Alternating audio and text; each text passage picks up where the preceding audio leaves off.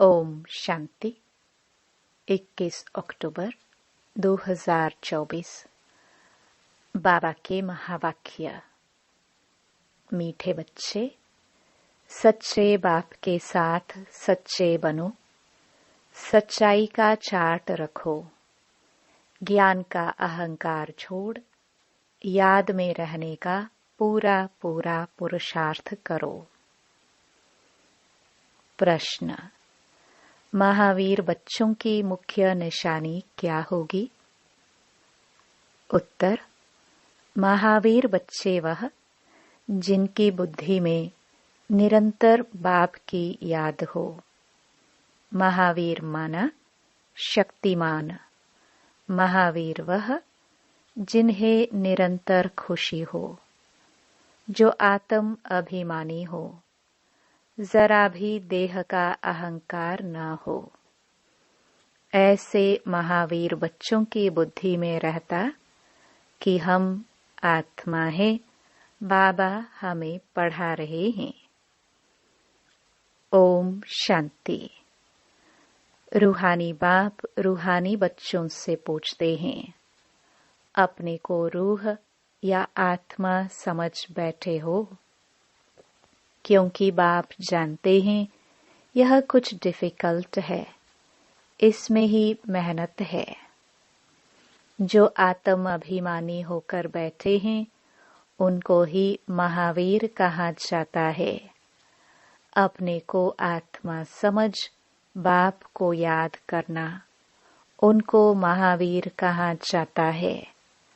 हमेशा अपने से पूछते रहो कि हम आत्म अभिमानी है। याद से ही महावीर बनते हैं, गोया सुप्रीम बनते हैं। और जो भी धर्म वाले आते हैं वह इतने सुप्रीम नहीं बनते हैं। वह तो आते भी देर से हैं। तुम नंबरवार सुप्रीम बनते हो। सुप्रीम अर्थात शक्तिमान व महावीर। तो अंदर में यह खुशी होती है कि हम आत्मा हैं।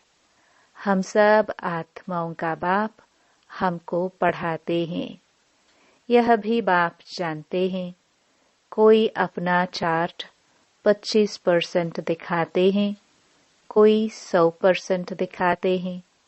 कोई कहते हैं 24 घंटे में आधा घंटा याद ठहरती है, तो कितना % हुआ?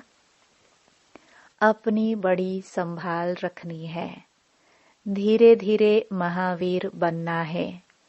फट से नहीं बन सकते हैं, मेहनत है। वह जो ब्रह्म ज्ञानी तत्व ज्ञानी है, ऐसे मत समझो वह अपने को कोई आत्मा समझते हैं। वह तो ब्रह्म घर को परमात्मा समझते हैं और स्वयं को कहते हैं अहम ब्रह्मस्मि। अब घर से थोड़े योग लगाया जाता है। अभी तुम बच्चे अपने को आत्मा समझते हो। यह अपना चार्ट देखना है। 24 घंटे में हम कितना समय अपने को आत्मा समझते हैं? अभी तुम बच्चे जानते हो हम ईश्वरीय सर्विस पर हैं, ऑन गॉडली सर्विस। यही सबको बताना है कि बाप सिर्फ कहते हैं मन मना भव, अर्थात अपने को आत्मा समझ मुझे याद करो। यह है तुम्हारी सर्विस। जितनी तुम सर्विस करेंगे उतना फल भी मिलेगा। यह बातें अच्छी रीति समझने की हैं। अच्छे अच्छे महारथी बच्चे भी इस बात को पूरा समझते नहीं हैं। इसमें बड़ी मेहनत है। मेहनत बिगर फल थोड़े मिल सकता है। बाबा देखते हैं, कोई चार्ट बनाकर भेज देते हैं, कोई से तो चार्ट लिखना पहुंचता ही नहीं है। ज्ञान का अहंकार है, याद में बैठने की मेहनत पहुंचती नहीं। बाप समझाते हैं मूल बात है ही याद की। अपने पर नजर रखनी है कि हमारा चार्ट कैसा रहता है, वह नोट करना है। कई कहते हैं चार्ट लिखने की फुर्सत नहीं। मूल बात तो बाप कहते हैं, अपने को आत्मा समझ अलफ को याद करो। यहाँ जितना समय बैठते हो तो बीच बीच में अपने दिल से पूछो कि हम कितना समय याद में बैठे। यहाँ जब बैठते हो तो तुमको याद में ही रहना है, और चक्कर फिराओ तो भी हर्जा नहीं। हमको बाबा के पास जरूर जाना है, पवित्र सतो प्रधान होकर जाना है। इस बात को अच्छी रीति समझना है। कई तो फट से भूल जाते हैं। सच्चा सच्चा चार्ट अपना बताते नहीं है। ऐसे बहुत महारथी हैं, सच तो कभी नहीं बताएंगे। आधा कल्प झूठ दुनिया चली तो झूठ जैसे अंदर जम गया है। इसमें भी जो साधारण है वह तो झट चार्ट लिखेंगे। बाप कहते हैं तुम पापों को भस्म कर पावन होंगे याद की यात्रा से। सिर्फ ज्ञान से तो पावन नहीं होंगे, बाकी फायदा क्या। पुकारते भी हो पावन बनने के लिए, उसके लिए चाहिए याद। हर एक को सच्चाई से अपना चार्ट बताना चाहिए। यहाँ तुम पौना घंटा बैठे हो तो देखना है पौने घंटे में हम कितना समय अपने को आत्मा समझ बाप की याद में थे। कईयों को तो सच बताने में लज्जा आती है। बाप को सच नहीं बताते। वह समाचार देंगे, यह सर्विस की, इतनों को समझाया, यह किया, परंतु याद की यात्रा का चार्ट नहीं लिखते। बाप कहते हैं याद की यात्रा में न रहने कारण ही तुम्हारा कोई को तीर नहीं लगता है। ज्ञान तलवार में जौहर नहीं भरता है। ज्ञान तो सुनाते हैं, बाकी योग का तीर लग जाए वह बड़ा मुश्किल है। बाबा तो कहते हैं पौने घंटे में 5 मिनट भी याद की यात्रा में नहीं बैठते होंगे। समझते ही नहीं है कि कैसे अपने को आत्मा समझ और बाप को याद करे।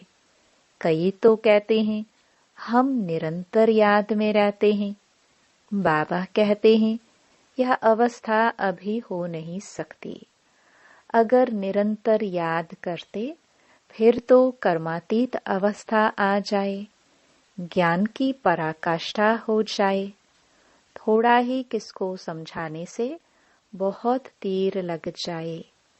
मेहनत है ना। विश्व का मालिक कोई ऐसे थोड़ी बन जाएंगे। माया तुम्हारी बुद्धि का योग कहाँ का कहाँ ले जाएगी। मित्र संबंधी आदि याद आते रहेंगे।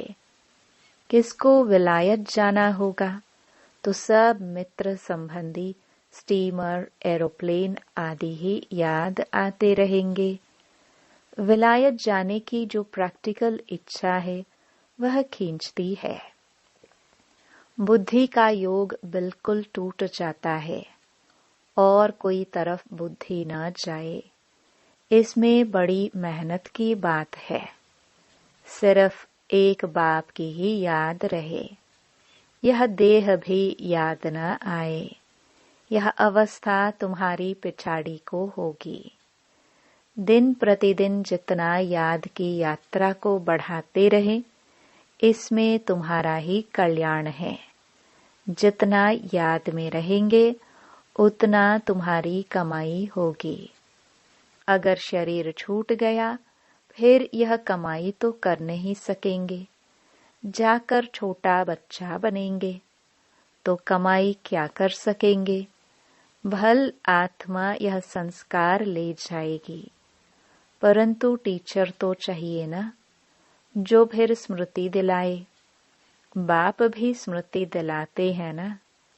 बाप को याद करो, यह सिवाय तुम्हारे और कोई को पता नहीं है कि बाप की याद से ही पावन बनेंगे। वह तो गंगा स्नान को ही ऊंच मानते हैं, इसलिए गंगा स्नान ही करते रहते हैं। बाबा तो इन सब बातों का अनुभवी है ना। इसने तो बहुत गुरु किए हैं। वह स्नान करने जाते हैं पानी का। यहाँ तुम्हारा स्नान होता है याद की यात्रा से। सिवाय बाप की याद के तुम्हारी आत्मा पावन बन ही नहीं सकती। इनका नाम ही है योग, अर्थात याद की यात्रा। ज्ञान को स्नान नहीं समझना, योग का स्नान है। ज्ञान तो पढ़ाई है, योग का स्नान है जिससे पाप कटते हैं। ज्ञान और योग दो चीजें हैं।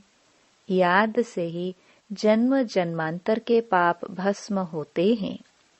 बाप कहते हैं, इस याद की यात्रा से ही तुम पावन बन सतो प्रधान बन जाएंगे। बाप तो बहुत अच्छी रीति समझाते हैं। मीठे मीठे बच्चों, इन बातों को अच्छी रीति समझो, यह भूलो नहीं। याद की यात्रा से ही जन्म जन्मांतर के पाप कटेंगे। बाकी ज्ञान तो है कमाई। याद और पढ़ाई दोनों अलग चीज है। ज्ञान और विज्ञान। ज्ञान माना पढ़ाई, विज्ञान माना योग अथवा याद। किसको ऊंच रखेंगे, ज्ञान या योग? याद की यात्रा बहुत बड़ी है, इसमें ही मेहनत है। स्वर्ग में तो सब जाएंगे। सतयुग है स्वर्ग, त्रेता है सेमी स्वर्ग। वहां तो इस पढ़ाई अनुसार जाकर विराजमान होंगे। बाकी मुख्य है योग की बात। प्रदर्शनी व म्यूजियम आदि में भी तुम ज्ञान समझाते हो, योग थोड़ी समझा सकेंगे। सिर्फ इतना कहेंगे, अपने को आत्मा समझ, बाप को याद करो। बाकी ज्ञान तो बहुत देते हो। बाप कहते हैं, पहले पहले बात ही यह बताओ कि अपने को आत्मा समझ, बाप को याद करो। इस ज्ञान देने के लिए ही तुम इतने चित्र आदि बनाते हो। योग के लिए कोई चित्र की दरकार नहीं है। चित्र सब ज्ञान की समझाने के लिए बनाए जाते हैं। अपने को आत्मा समझने से देह का अहंकार बिल्कुल टूट जाता है। ज्ञान में तो जरूर मुख चाहिए वर्णन करने के लिए। योग की तो एक ही बात है, अपने को आत्मा समझ, बाप को याद करना है। पढ़ाई में तो देह की दरकार है। शरीर बिगर कैसे पढ़ेंगे व पढ़ाएंगे। पतित पावन बाप है तो उनके साथ योग लगाना पड़े ना। परंतु कोई जानते नहीं है। बाप खुद आकर सिखलाते हैं। मनुष्य मनुष्य को कभी सिखला न सके। बाप ही कहते हैं, मुझे याद करो। इसको कहा जाता है परमात्मा का ज्ञान। परमात्मा ही ज्ञान का सागर है। यह बड़ी समझने की बातें हैं। सबको यही बोलो कि बेहद के बाप को याद करो। वह बाप नई दुनिया स्थापन करते हैं। वह समझते ही नहीं कि नई दुनिया स्थापन होनी है। जो भगवान को याद करे, ध्यान में भी नहीं है तो ख्याल करे ही क्यों? यह भी तुम जानते हो। परमपिता परमात्मा शिव भगवान एक ही है। कहते भी है ब्रह्म देवताय नमः। फिर पिछाड़ी में कहते हैं शिव परमात्माय नमः। वह बाप है ही ऊंच ते ऊंच, परंतु वह क्या है यह भी नहीं समझते। अगर पत्थर ठिक्कर में है फिर नमः काहे की, अर्थ रहित बोलते रहते हैं। यहाँ तो तुमको आवाज से परे जाना है, अर्थात निर्वाण धाम शांति धाम में जाना है। शांति धाम सुख धाम कहा जाता है, वह है स्वर्ग धाम। नरक को धाम नहीं कहेंगे, अक्षर बड़े सहज हैं। क्राइस्ट का धर्म कहाँ तक चलेगा, यह भी उन लोगों को कुछ पता नहीं। कहते भी हैं क्राइस्ट से 3000 वर्ष पहले पैराडाइज था, अर्थात देवी देवताओं का राज्य था। तो फिर 2000 वर्ष क्रिश्चियन का हुआ, अब फिर देवता धर्म होना चाहिए ना। मनुष्यों की बुद्धि कुछ काम नहीं करती। ड्रामा के राज को न जानने कारण कितने प्लान बनाते रहते हैं। यह बातें बड़ी अवस्था वाली बूढ़ी माताएं तो समझ न सके। बाप समझाते हैं, अभी तुम सबकी वानप्रस्थ अवस्था है, वाणी से परे जाना है। वह भल कहते हैं निर्वाण धाम गया, परंतु जाता कोई नहीं है। पुनर्जन्म फिर भी लेते जरूर हैं, वापस कोई भी जाता नहीं। वानप्रस्थ में जाने के लिए गुरु का संग करते हैं। बहुत वानप्रस्थ आश्रम हैं, माताएं भी बहुत हैं, वहां भी तुम सर्विस कर सकते हो। वानप्रस्थ का अर्थ क्या है, तुमको बाप बैठ समझाते हैं। अभी तुम सब वानप्रस्थी हो, सारी दुनिया वानप्रस्थी है।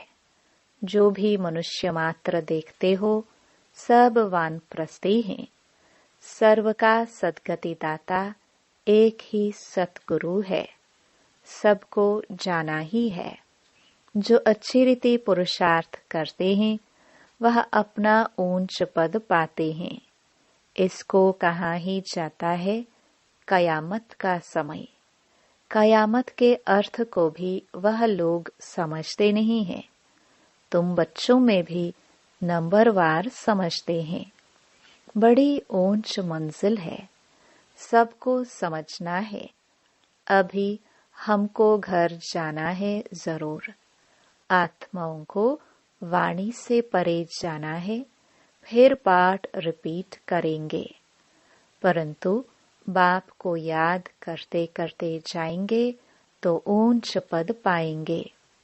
दैवी गुण भी धारण करने हैं।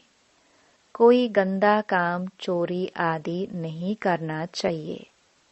तुम पुण्य आत्मा बनेंगे ही योग से, ज्ञान से नहीं। आत्मा पवित्र चाहिए। शांति धाम में पवित्र आत्माएं ही जा सकती हैं। सब आत्माएं वहां रहती हैं, अभी आती रहती हैं। अब बाकी जो भी होगी वह यहाँ आती रहेंगी। तुम बच्चों को याद की यात्रा में बहुत रहना है। यहाँ तुमको मदद अच्छी मिलेगी। 1-2 का बल मिलता है ना। तुम थोड़े बच्चों की ही ताकत काम करती है। गोवर्धन पहाड़ दिखाते हैं ना, अंगुली पर उठाया, तुम गोप गोपिया हो ना। सत्युगी देवी देवताओं को गोप गोपिया नहीं कहा जाता है। अंगुली तुम देते हो। आयरन एज को गोल्डन एज व नरक को स्वर्ग बनाने के लिए तुम एक बाप के साथ बुद्धि का योग लगाते हो। योग से ही पवित्र होना है।